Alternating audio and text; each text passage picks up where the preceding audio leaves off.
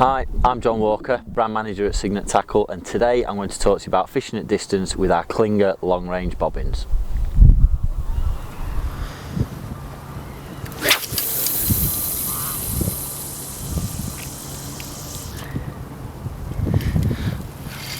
Today we're talking distance. Now, long range to me is anything over 100 yards.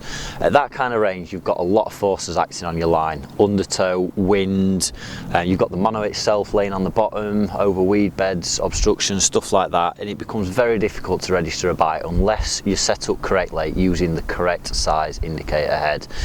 With this setup, I've got our Clinger long range PTFE heads which weigh in at 20 grams, and what I'm going to do now is show you how to set them up to get the best from them.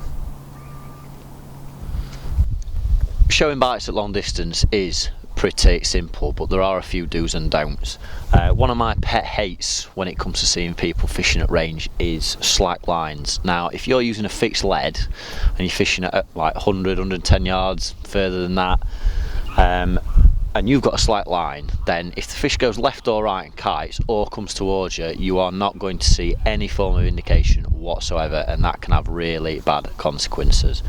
So how I tend to set up is, once I've cast out, I'll sink the line and put the rod in the rest. After I've done that, I'll pay out a couple of feet of line and leave everything for a few minutes, just let everything settle.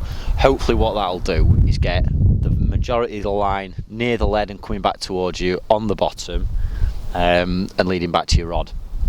Then what I'll do, once it's all settled down and done, I'll tighten up ever so slightly and clip the bobbin onto the line. Depending on where that sits, I'll either leave it or maybe tighten up a little more. Don't be too worried about what your line's doing out there. What's important is that you've got a bait where the fish are and that you're going to see that bite correctly when it actually happens. If you've got a load of slack line out there, or even half a slack line, you're compromising what's happening. So follow those few tips and you should put some more fish on the bank.